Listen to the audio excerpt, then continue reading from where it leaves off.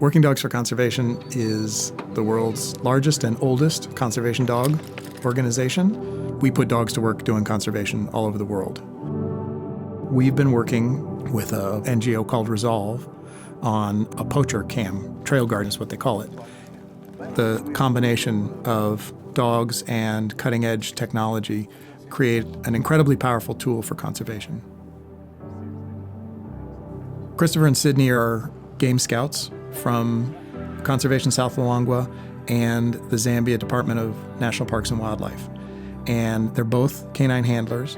They're here in the United States for canine school. They and Jean and Jack, two labs, are all learning to track. In May, they'll go back to Zambia and deploy as a team. Before using dogs and cameras, enforcement was done primarily with foot patrols or vehicle patrols, just hoping to get lucky and bump into poachers in the bush.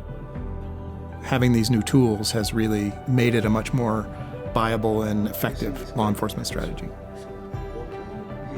The cameras are hidden in the bush. They're invisible, essentially, to the poacher. They have an infrared flash on them, so they detect the person, switch on, acquires the image, and sends it all within a few milliseconds. When the teams get an alert that there's been an incursion, they scramble. Because the camera acquired the image, we can put that dog right on that individual's track straight away. There's no searching around to find it, and then off they go. People need to take wildlife crime very seriously because it's an existential threat to biodiversity and lots of species. That's one reason. But also because it's a threat to people's livelihoods.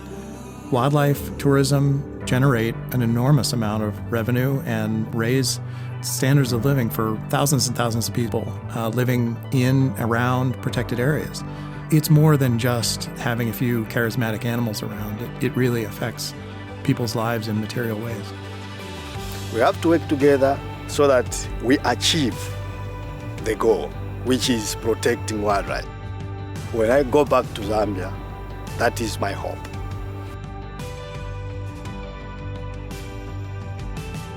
We've got a kennel full of misfit dogs who've been trained to do a job that they love. And now, with this new technology, we've got a real opportunity to put them to work saving wildlife and wild places all over the world.